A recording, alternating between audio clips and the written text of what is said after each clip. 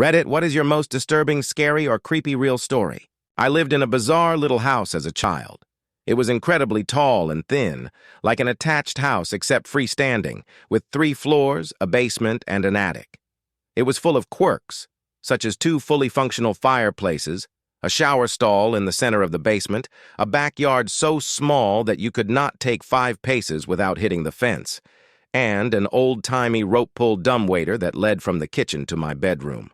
I loved that weird little place, but unfortunately it was incredibly old, and half of its charm was the fact that it seemed to have been designed by an inarticulate conclave of lunatics, and eventually the repair costs exceeded what my parents were willing to sink into it, and we had to move.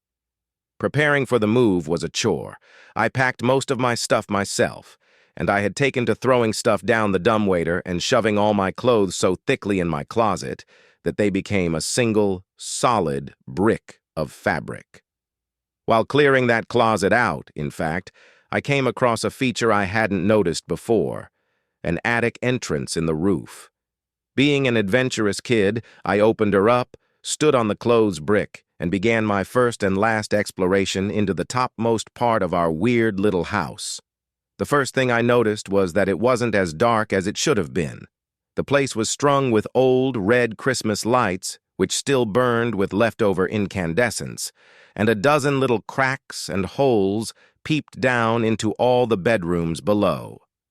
The second thing I noticed was that the place was set up for habitation. The insulation was plasticked away.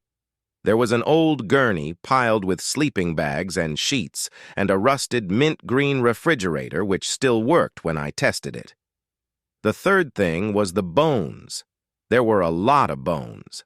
I was a kid at the time, with a limited understanding of anatomy, but there were bones of all types heaped into a series of piles around the center of the attic, small and large, clean and white, from every and any imaginable sort of creature, haphazardly stacked in a half-dozen osseous clumps.